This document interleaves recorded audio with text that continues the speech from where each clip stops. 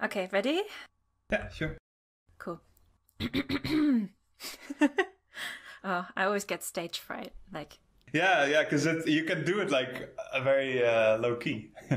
The more you think about it as a performance, the more you can fail. And if we just chat like we did before, nothing changes. We should just try that. Okay, I'm going to start us up. 1, 2, 3.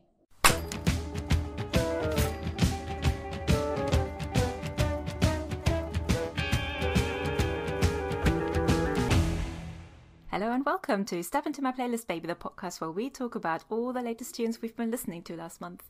I'm Caro. And I'm Simon. And we're back. Ta-da! Bam, bam, bam, bam. Not a real surprise, but we've made it. This is episode 7. I can't believe we've come this far. Wow. Shit, I thought we were on 5 or something. 7 No. sounds like a lot. You have no sense of time. No. At all. Wow. Anyway, it's been a busy month, Simon. You've started a new job. Hurrah. Yeah. Last month I just moved in here in Amsterdam. And now I'm starting live. Welcome to the real world. It's literally the first week. So now I'm really sinking in with the rhythm of it all. But it's really nice. Yeah. It's nice touching base with you again. Like the old world and the new world. Mm-hmm. But Amsterdam is really cool. Yeah, I was just going to say that you told me a bit about all the fun things that are going on in Amsterdam at the moment, and I'm super jealous. Can you tell us a bit more about what's happening in the Dam? Yeah, I thought that London was, that it was going to be a downsize from all the stuff that's usually happening in London. But there's a lot of fun, outdoor thingies. And now that it's good weather, I still want to do most of the outside activities. I would really look forward to in the winter to going to the open mic nights and the live music and stuff. But now all the outdoorsy stuff, like there's a festival in my backyard where there's like meet your neighbors kind of vibe, and there's free food and stuff. And there's a slightly bigger film festival near a lake with all lit up and a small disco. And there's an inline skating thing, which is my other favorite thing, like a big group of 50 people, inline skating and skateboarding around the city, which I'm very bad at, but it's really fun to join. You're having fun. And that's the most important thing. Yeah, literally. The people, last time someone fell and I think they weren't able to continue, and yeah, you can break a leg, you're skating. Oh my God. You're so vulnerable and you're going 20 an hour. You're not really selling this. No. Yeah. I heard, I was with a girl, it was her first time, and she said, I've been practicing for 2 years to go here. And I was like, I still don't know how to break. That's typical Simon. Yeah. Like, I just go with the flow. But it's nice. It's like an adrenaline rush, really. Yeah, if you don't know how to break, that is super dangerous. Yeah. But you've been doing lots of fun things in Amsterdam, including festivals. For sure. Yeah, it's been a lot of fun. Live music is finally back on track. I think, last time we were saying, next episode we can finally see about the shows that we've seen. Yeah. So fuck yeah, I've seen 2 shows. And it's all, next month is going to be double that. And yay. Yeah, so a lot of fun. Yeah, and that reminds me, I think we were teasing listeners during the last episodes that you might be coming here in September to London. Oh, yeah. Yeah, okay, that's the one bit of bad news. Let's get it out of the way. Yeah, very bad news that Simon wasn't able to make it, unfortunately. And I went to the gig by myself, which was sad. Oh, damn. But I filmed some stuff and I sent it to Simon, so he was there in spirit. And I haven't actually told you about the gig, have I? No, we haven't. Yeah, let's discuss it now. Yeah, how was it? No, it was super fun. Declan McKenna was playing 2 nights in a row, actually. Mm-hmm. And I went on the Friday, so the first night, where he was supported by Georgia, who I also knew and liked. And it was really fun to see 2 acts that I really enjoy listening to. Yeah. And it was really weird for me, actually, because I was one of the oldest people there. And I'm not that old. Yeah, I know. Oh, whoa. Yeah, I have no idea what the age demographic is for Declan, but yeah, because he's such an 80s throwback, I thought maybe like the rockers going into it. No, it was mostly like teenagers / people in their early 20s. Yeah. And I'm not in my early 20s anymore, unfortunately. Mm-hmm. But yeah, it felt weird because I felt so out of touch with what happening. I mean, I listen to music on my own mostly. I never really share with anyone apart from you and a couple of close friends who share my music taste, but then they're all kind of my age and we're all in the same bubble, so to say. But I don't actually know who else listens to the stuff that I listen to, and that you can only see when you go to a show. And in this case, it was mostly kids. I mean, that's not a bad thing, but I just felt really odd and like I didn't belong. But I enjoyed the show. Nonetheless. It was really great. And Declan was at top performance. He just rocked it. And nice. I enjoyed every single song. I think all the important songs he played, and he played them well. And funny thing, actually, I think I told you before, I saw him when he was really, really small in 2016, when he was just starting out as a support for the Mystery Jets. Yeah. It was nice to have that throwback and like, oh yeah, I've seen this before, but this time it's so much bigger because it was in the O2 Academy in Brixton, and that's quite, I mean, it's a medium-sized venue, but it's not a small club. So it was wonderful to see him just rock this venue, and everyone was so on board and everyone was enjoying it. And I think afterwards he said that was the best gig he'd ever played. I mean, maybe he just said that, but but for him it was probably a big milestone to play that venue and to play in London. And I don't know. I don't know how big he is actually, but it seemed like a major achievement. And I was really happy to have been there for that. And lots of confetti, like confetti cannons at the beginning and the end, which really made it special. Yeah. Nice. Yeah, I think he's in the millions, so I think he's like a medium-sized artist now, How did you feel after? Did you feel... nice that you did it. Like, of course. I'm so happy because that was my first big show. I went to a smaller pub gig, and I will come to that in a bit. Okay. Cool. I will tell you a bit more about that later when it's time. Yeah. But it was my first big show with Declan, and I'm happy that I did it because now I know I can do it again. I mean, with mask, but still, I am courageous enough to do that. I'm looking forward to the shows that I've booked for the next couple of months, which you will probably all hear about in future episodes. Nice. Can you give us some names? Sam Fender, Arlo Parks, and then a couple of small ones that people probably don't know. Yeah, and I'll keep you posted. Nice. Oh yeah, Glass Animals I'm also seeing. Woo! Oh yeah. As people know from previous episode. Yeah. Wasn't that a song that you showed me, Glass Animals? The one. Yeah, the new one. Don't want to talk, I just want to dance. I love it. I've been playing it on repeat. That's one of my big songs, but I didn't want to show another Glass Animal song on the podcast, so that's why I didn't make it into this month's selection. But that's definitely an honorary mention here. Yeah. I'll link that in the show notes if people want to listen to it. But I strongly recommend you do because it's such a head bob. It's so great. Nice. Did you enjoy that one, Simon? No, sorry, that wasn't really my thing. Oh. No, I did put it in the list and then... Never listened to it again. It quickly fell out of the list again. Wow, they're big, 28 million. Fair enough. It's just not your style. I get that. But sometimes I don't want to talk, I just want to dance. Nice. Anyway, what a long tangent. Oh, I think we should jump into my first song because otherwise we're never going to finish this episode. Okay, just again, to remind listeners of the premise of this podcast, Simon and I each have 2 songs to bring to the table. One song is going to be a new song, so a song that just came out in the last month. And the other song will be an older song, which is also new to us. So we've either just discovered or rediscovered it during the last month. Simon doesn't know my songs. I don't know Simon's songs.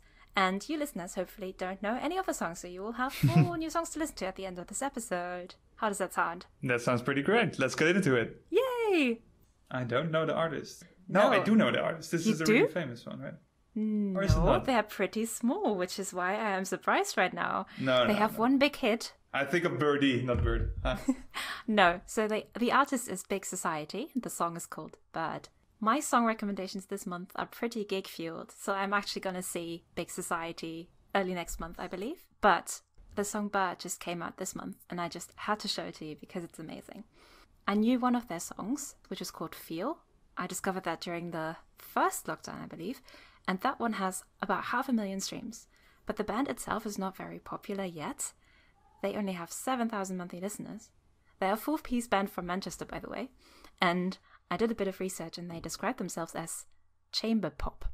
And I hadn't really heard of that before, but it reminded me of a first episode, Simon, if you remember. Yeah. We were talking about chamber psych. For sure. Which is also a genre I hadn't heard of before. But I did some research on chamber pop, and it's also called orchestral pop. And it's characterized by an emphasis on melody and texture. And it uses a lot of orchestral elements like strings, horns, piano, vocal harmonies, and makes it sound really big. And if you want an example, think of the Beach Boys, especially the album Pet Sounds, which has songs like God Only Knows. Okay. I wouldn't know it. But, I think if you heard it, you would know it. And yeah, just remind yourself while you're listening that this is chamber pop, and you will see how it fits into that category. So should we give it a spin, as they used to say back in the day? Give that record a little spin. Okay, so here is Bird by Big Society. Stole my heart. You were calling like a bird. Lullabies to burn. She sings for my soul and I will listen.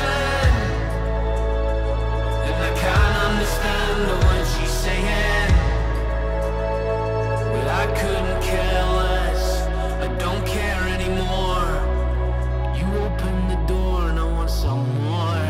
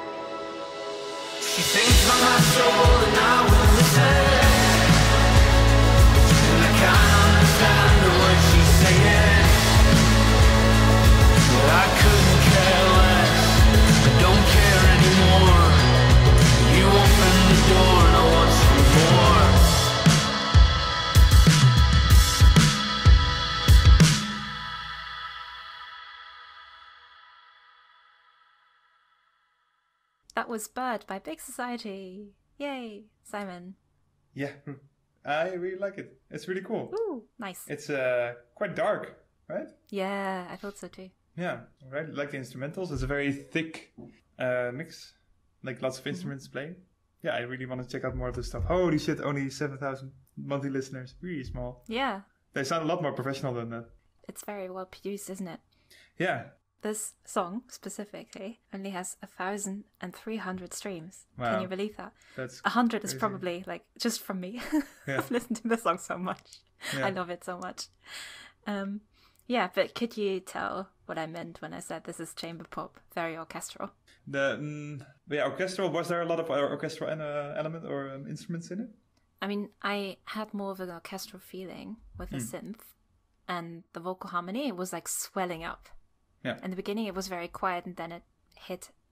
Like the punch comes on the second verse when the drum and bass hits, but then in the chorus, it's like boom, everything comes together, and it's so good. And yeah, I also found it. I wrote down uplifting and gloomy at the same time, and that works for some reason. Not many songs can pull that off, but this one just has both elements.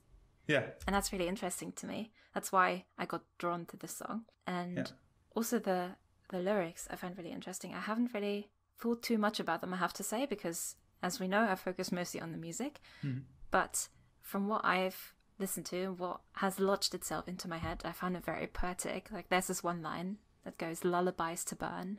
But again, I haven't looked at the lyrics, so don't quote me on that. Yeah. But I'm definitely going to interpret the heck out of it. Yeah. Where did you find it? Yeah, so as I said, I found their gig first I didn't actually know band properly. I knew one of their songs, but it was just, like, for me, it was a one-hit wonder. I never really got to know the band when I listened to the song. Yeah. But then I saw on DICE, this is non-spawn, by the way. Oh, yeah. Sometimes DICE puts out tickets for free shows, and I saw that they were playing a free gig in October, and I thought, oh, I like that one song, so maybe I should listen to all of their stuff. And that's when I started discovering their discography, and yeah, a lot of their stuff is really good, and this new song is just the best. I think it's my favorite song of theirs. Wait, so you're seeing them live next month? I am seeing them live, Nice. yes. Really cool. In London. In a cafe or what kind of... No, it's a pub. Oh, But I used to go to these shows quite frequently before the pandemic. Mm-hmm. Sometimes they were really inexpensive, or sometimes they were even free, and you just book a ticket on DICE, and then you turn up to that pub, and in the downstairs area with a stage, a really small stage, just small acts would play, and that's just the best way I find to discover new local music. Yeah, well, cool. Yeah, I really want people to listen to them because they're great. Yeah. As I always say about the bands that I picked, they're handpicked. All of my bands are nice. Go and listen to them, support them, please. Make them become big. Yeah. Should we move on to your first song? Which, by the way, is not actually a new song, you have told me. So we're making an exception for Simon because he's been very busy with his new job and stuff. Couldn't discover a lot of new tunes. So what have you done instead? I have watched the band live. Yeah. There's this big open air theater where before the pandemic, people would just show up. Audiences could just show up at the gig. And there was bands playing. Now you did have to book a ticket.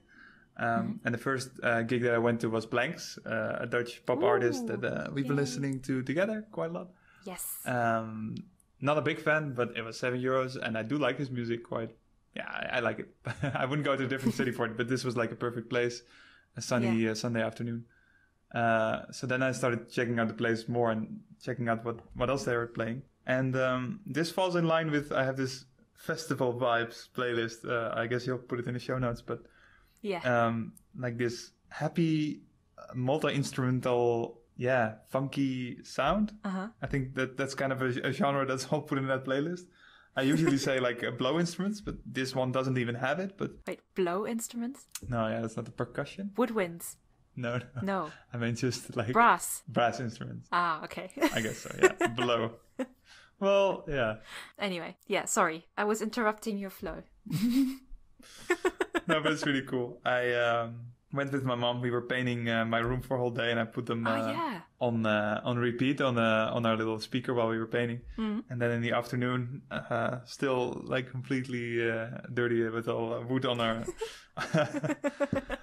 on us. We showed up a little late, but danced out really nicely. We actually didn't dance. We waggled back and forth in our seats because we don't have. Would have loved to see that. Yeah. Oh, we're seated.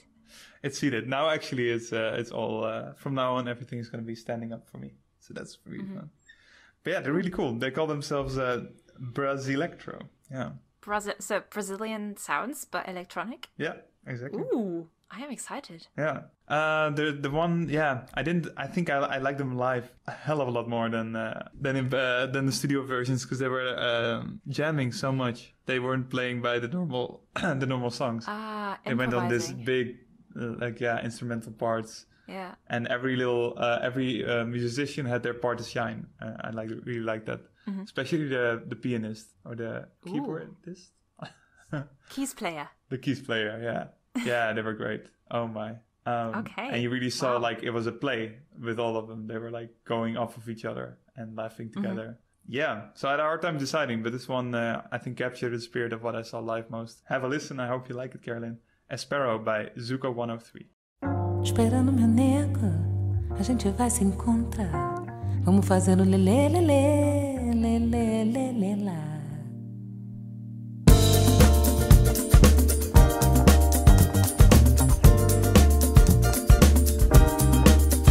Esse jeito é de tempo que já nem tem hora. Te desejo pra uma noite inteira e usar lá fora. Momento que me arrasta pro teu pensamento. Sonho lento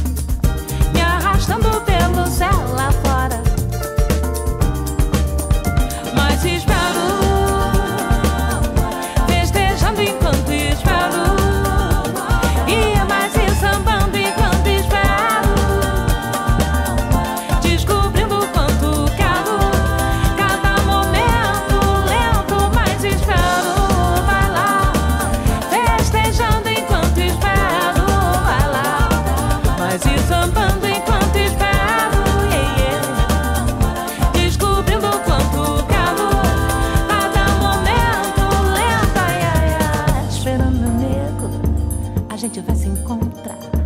Vamos fazer um lelê, lelê, lelê, lelê, lá.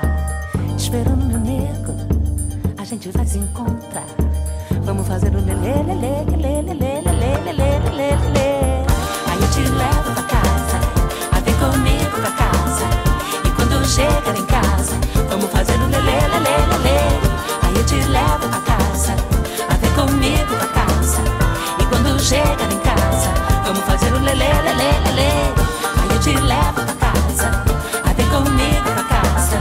E quando chegar em casa, vamos fazer um lelê, lelê, lelê. Aí eu te levo pra casa, vem comigo pra casa.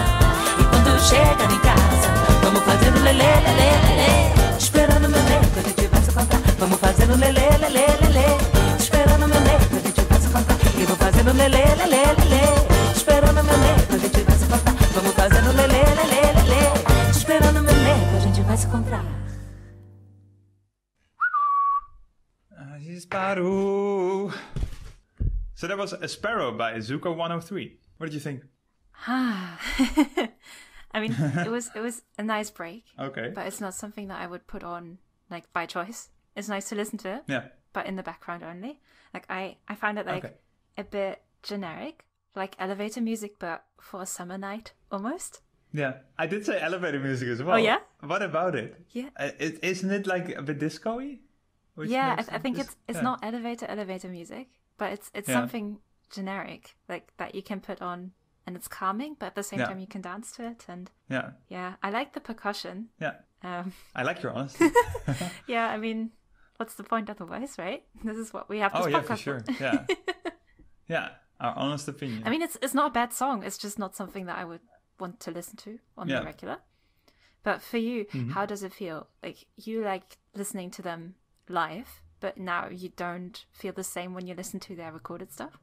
Yeah, it's definitely a lot more underwhelming now listening to this.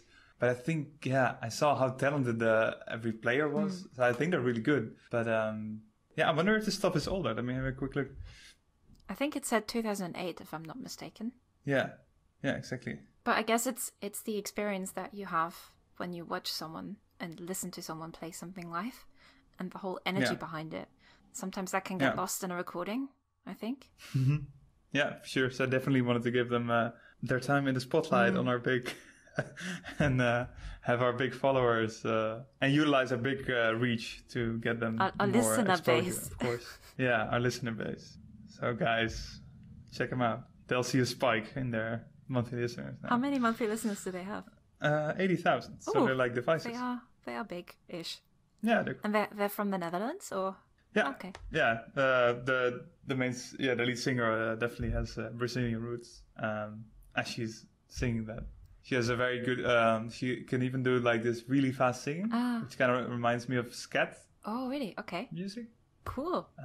It's nice when people bring their own roots to their music and give it authenticity that way. Yeah, and I think this was the best music or audience interaction I've ever seen. Oh, really? Because it was so genuine. It wasn't staged. It really felt like we were hanging out with the lead singer. Oh, wow. She was kind of just chatting and saying this was about a friend and I lost her, and then being a bit more uplifting in the next one and cracking some jokes and not feeling like this is the little part that I'm going to say about this little song.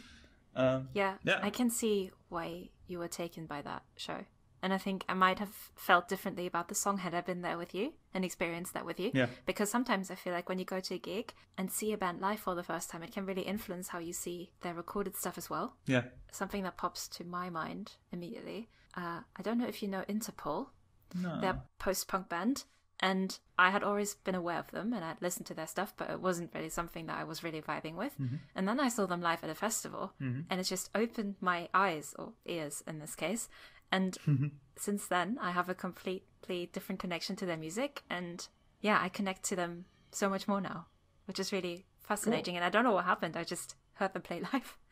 Yeah. And what about it? What about that show? Yeah, I can't even tell you. It was just, it was a mood. I think it was very late at night and it was raining too. And it was just the whole atmosphere of that show. And I was like, wow, this music is great. And ever since, whenever I listen to their songs, I think I kind of connect this mood, maybe, to their music. And it replays in my head. Yeah, and I really like that. Even though you're not a mood listener, but no, yeah, but it reminds you of that. Indeed. Of that feeling. Yeah, and I feel really lucky to be able to go to live shows and have these experiences, and then make them inform your normal listening behavior too. Yeah, instead of forming or connecting your own personal experience or emotion to it, it's actually from the actual performance that reminds you of it.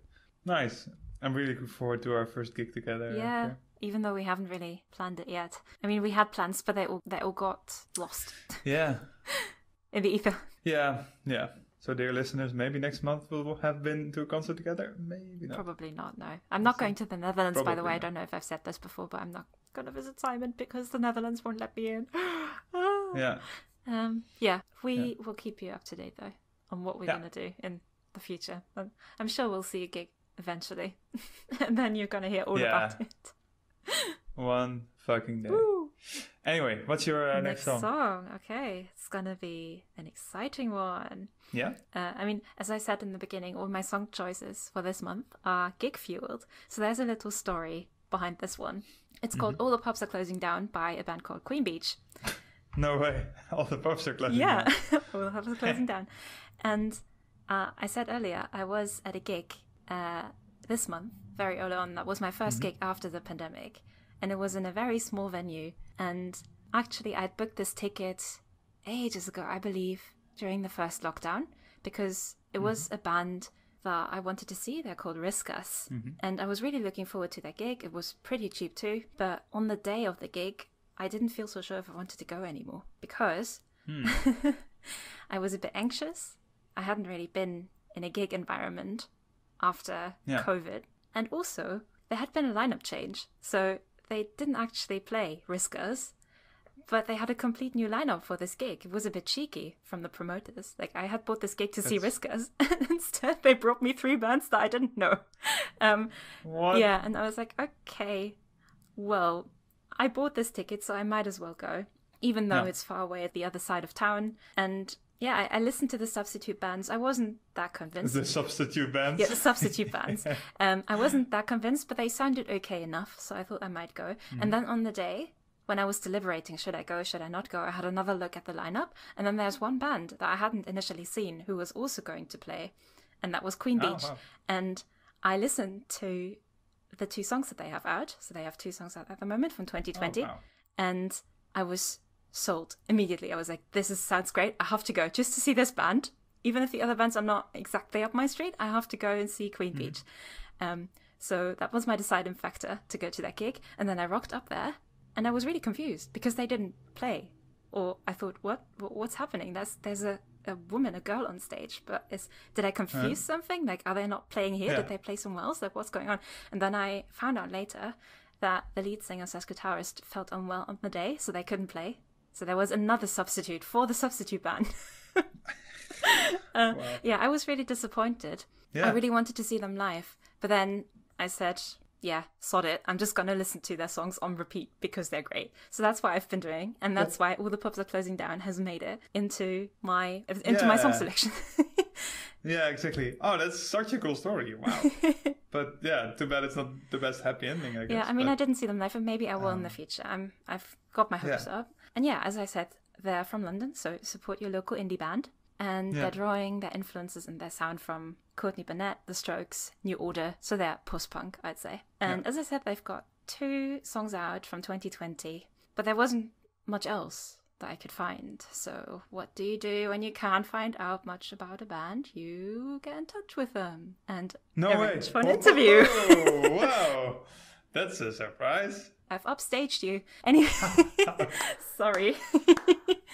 Anyway, let's hear from the band. Hi, my name's Louis. I'm the singer and guitarist of Queen Beach.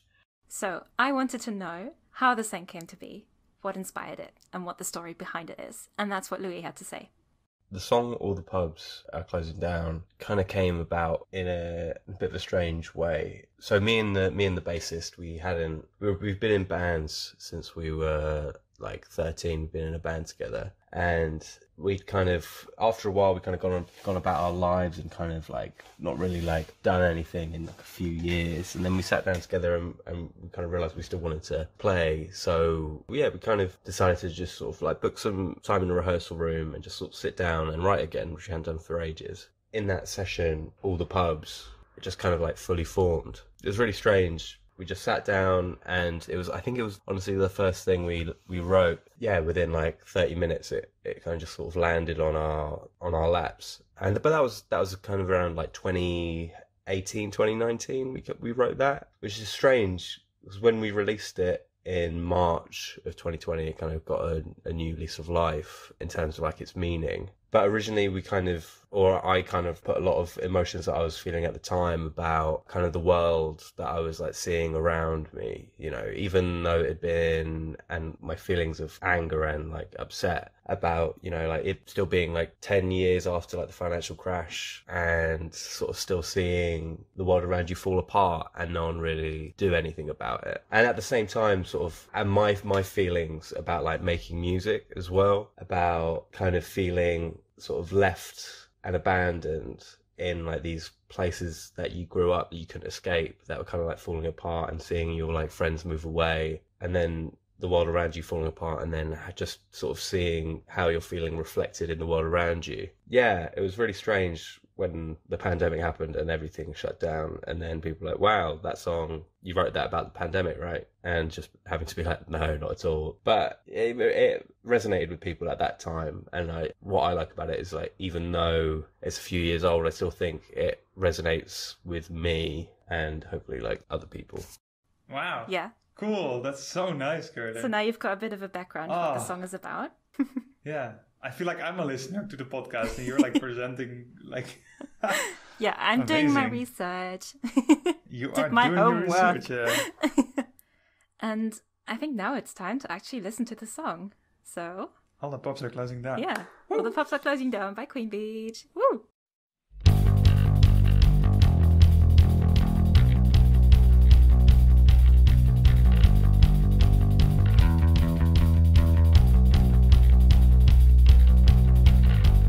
I grow up, I would be whatever Father chose for me. To sell your dreams at 17, to say that life's not meant for me.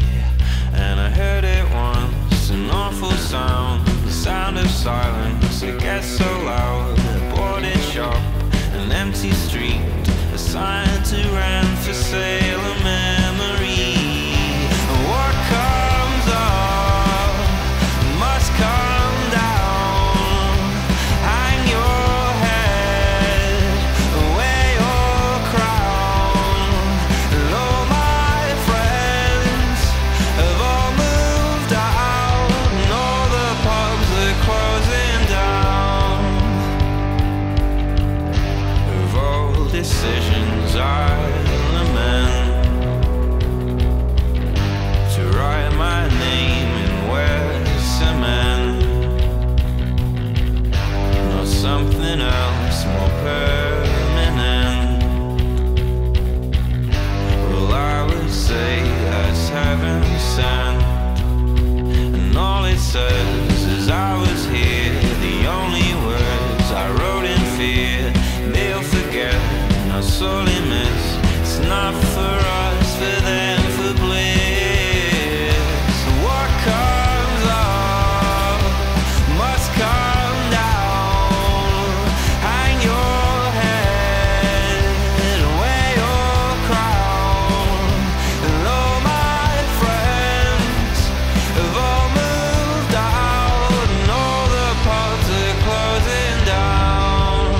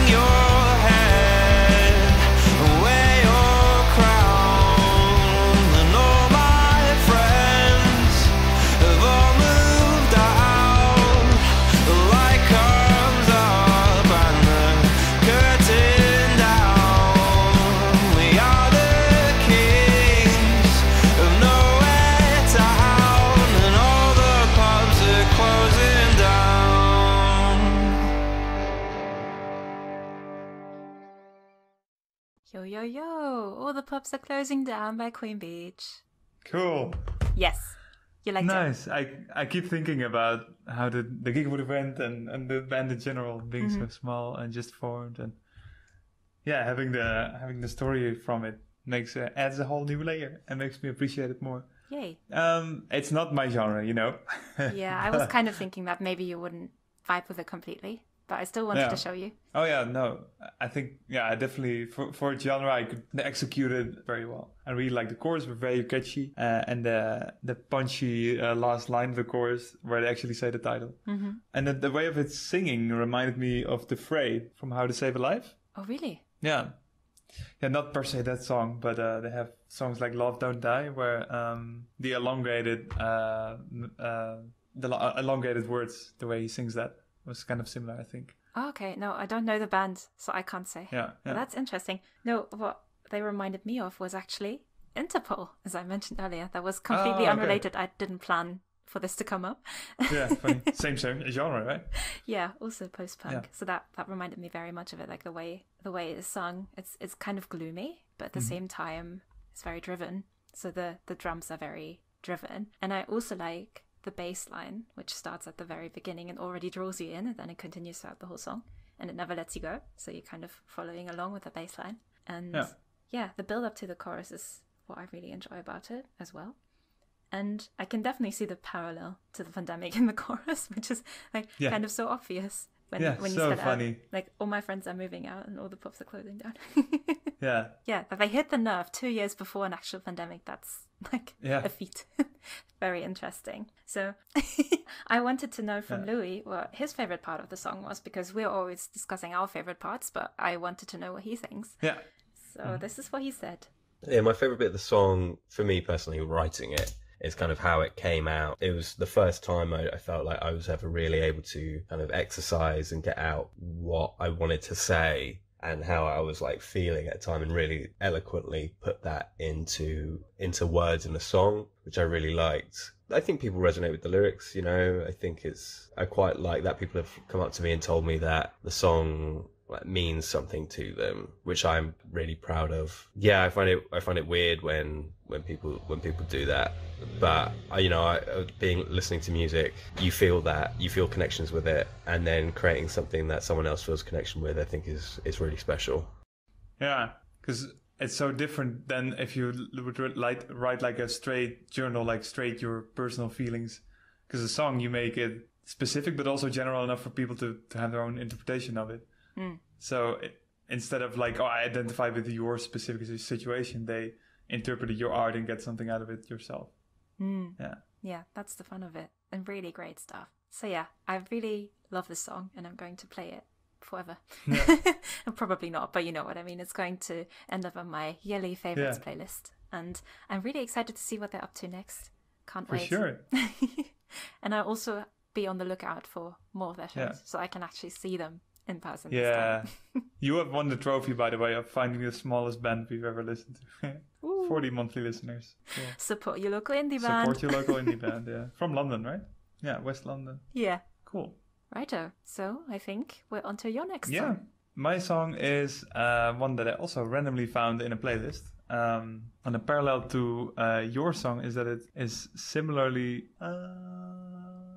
I forgot... There was something about your song that applied to mine as well, about the artist. I don't remember. I thought you were trying to say something and I couldn't understand, but you were just literally... No. Typical. Yeah. Oh, I know the parallel. Okay. So my song, similar to yours, was one that I immediately liked on the first listen, which doesn't happen to me that often, actually. Usually I have to get into a song and you kind of know where it, when certain parts come, so you can bob along to it more. That really helps me to enjoy it. Do you have that more often? Is it rare for you to like a song on the first listen?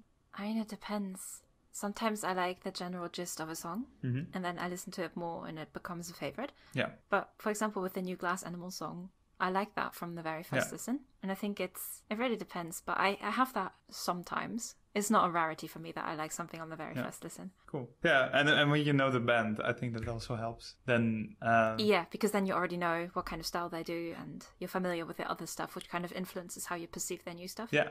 for sure. Maybe, everyone likes familiarity with music. The initial familiarity, I think, is really nice, where it's still new, but you kind of know it. You have an idea. But anyway, my song now is one that I just randomly found on a playlist. Yeah. I loved a lot. Yeah, it's a very interesting sound. I wonder what you think of it. It reminds me... Okay, I won't say the artist. It reminds me of a very... a controversial artist, but... Controversial? Ooh, it's Michael Jackson. Oh. I mean, musically not very controversial. Everyone loves him, I guess. He does a grunt at a certain point, which reminds me of that. Not a screamo grunt, but more like a hee-hee grunt. Oh, God. Here is World Class Cinema by Gus Depperton.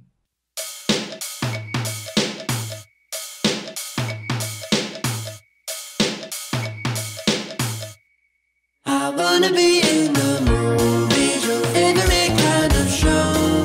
My baby already plays me every time that I go. And I can be in the movies, or you can be Rose McGowan. I feel like I'm famous every time we're alone.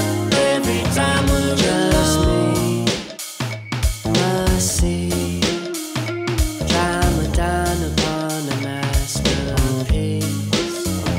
So I stay on screen. Mama wanted me of energy. I know that I can make you move. And when your tongue is tied, I'll talk you through. My baby said I like your point of view. I wanna watch you too. I wanna be in the movies, your favorite kind of show. My baby already plays me every time that I go. And I can be in the movies, or you can be Rose McGowan.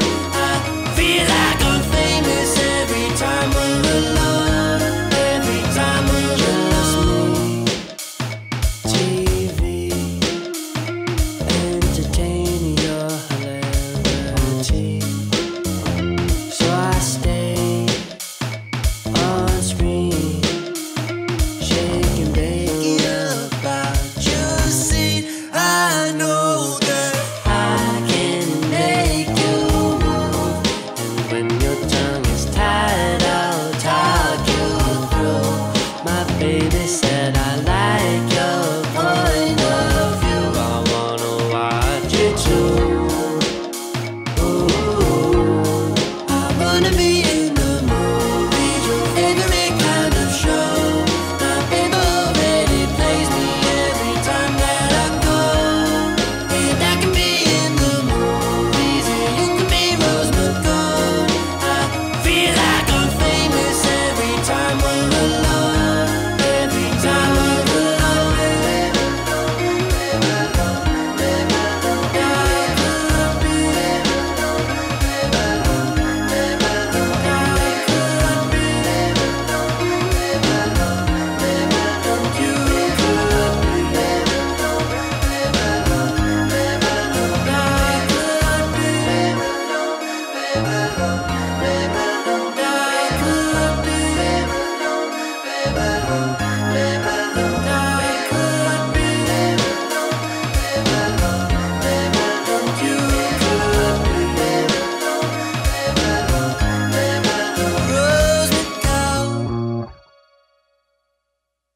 So that was World Class Cinema by Gus Depperton. Woohoo. What do you think? I mean, I know Gus, so I know his sound in general, but I didn't know the song. It was a nice surprise to hear him. Yeah, I liked it. Typical Gus sound. Love his music in general. It was really percussive and like the distinctive in the guitar. And I also liked the synths in the second chorus. That gave it a nice warm twang, the whole song. Yeah. And I think I picked up on what you said, like his raspy half scream that he does sometimes. He's like, oh. No, I can't even imitate. I'm not gonna attempt. But I feel like I'm famous every time that we're alone. Yeah, right? Yeah. And then he does this raspy. Yeah, it's not screaming, but you can tell that it's going there, and it's really cool. Like, I wonder how he does it. Yeah, I think we can do that. You want to try doing the rest? No. On that line? Shall I? Okay, we'll both do it. Do you want to try? Feel like I'm famous every... Yeah. See, you're taking singing lessons. You can tell.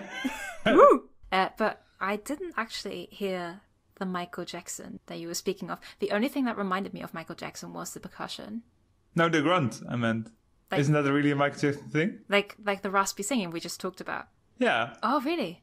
Oh, I was reminded by him, yeah. Oh, maybe I just don't know enough Michael Jackson songs, but I'm not a massive Michael Jackson fan, so I don't know. But yeah.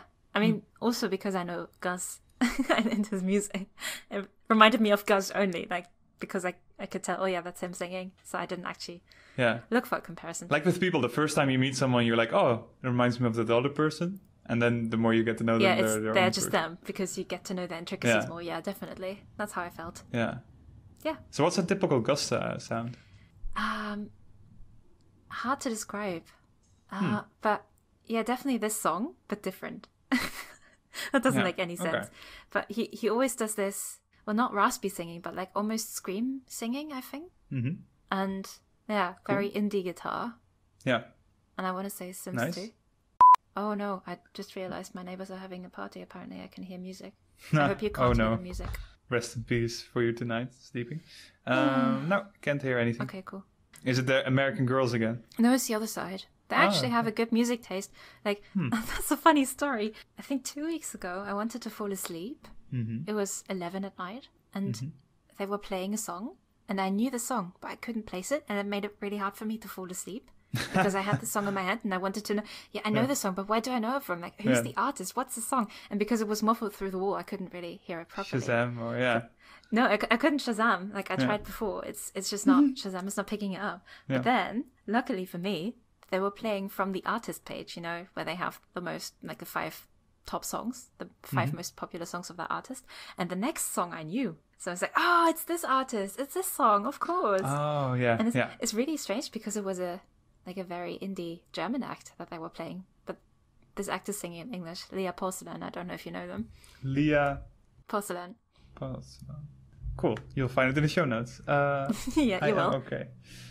That's cool. Yeah, that's the song that they were playing, and I heard it so long ago that I didn't remember it. But then the next song is newer, which I was listening to this year, and I was like, oh yeah, of course, that's them. Yeah. Which is funny. Oh, cool. So my neighbors on the other side have a really good music taste, so I'm not actually too bothered when they play at night. Even if they play my favorite song, if I'm trying to sleep, shut up. I think it's nice to hear music through a wall, because then it's not too loud that it's actually bothering you. Yeah. Oh, quick about Gus Depperton, as you know him. I don't know him too well. I mean, I don't know much about him. I know he's quite popular, I think. Yeah.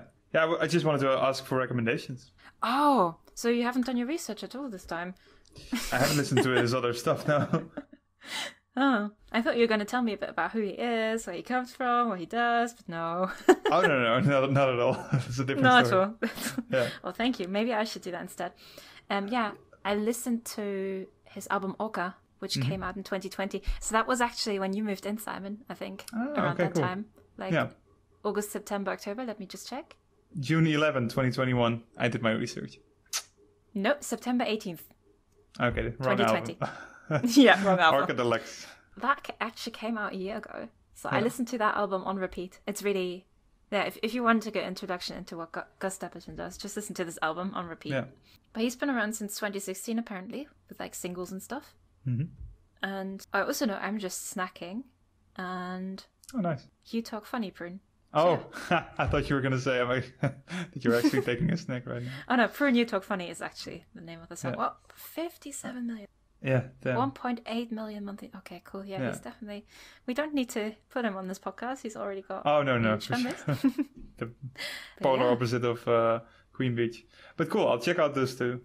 Oh, and then the other one, I was going to choose as my song instead of this one. A song by Allface. Always. I'm saying Allface. Allface. Really nice. I actually bought tickets to another one of those... I feel like it's a whole genre, right? This really dreamy indie pop. Oh, dream pop. Yeah. Yeah, dream pop. Oh, yeah. Mm-hmm. I love it. It's so nice. Yeah, well, you're going to see Always Live. Now you're going to see Snail Mail live. I feel like they're pretty similar. Nice. Yeah. Well done. You can come join. Yeah, I actually got tickets right when they went live yesterday at 11 a.m. Nice. In March. So feel free to join me.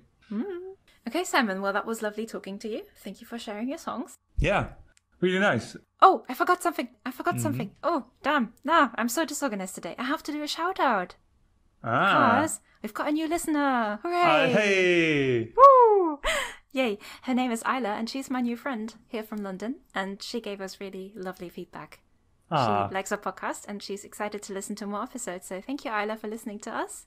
Really awesome. Grateful. Thanks, Isla. And yeah, hopefully we can surprise you and give you more stuff to listen to in the future. Yes, yeah, keep listening and let us know what you like about it. I'm really curious. Cool. I think that was about it for this episode. Definitely. And can't wait for next month to see what we've seen live, heard live, and what else we've discovered, because there's so much music everywhere and I want to listen to it all. Yay! Can't wait to talk about the music we've been seeing live. And let's go to the 10 episodes for December. Yes, let's try that. All right. See you next month, everybody. Bye. Bye-bye. Step Into My Playlist, Baby is hosted, produced and edited by Simon and Caro. This podcast is not on social media, but you can email us at playlistbabypod@gmail.com. Our theme song is Step Into My Office, Baby by Belle and Sebastian. Thanks for listening, and until next month.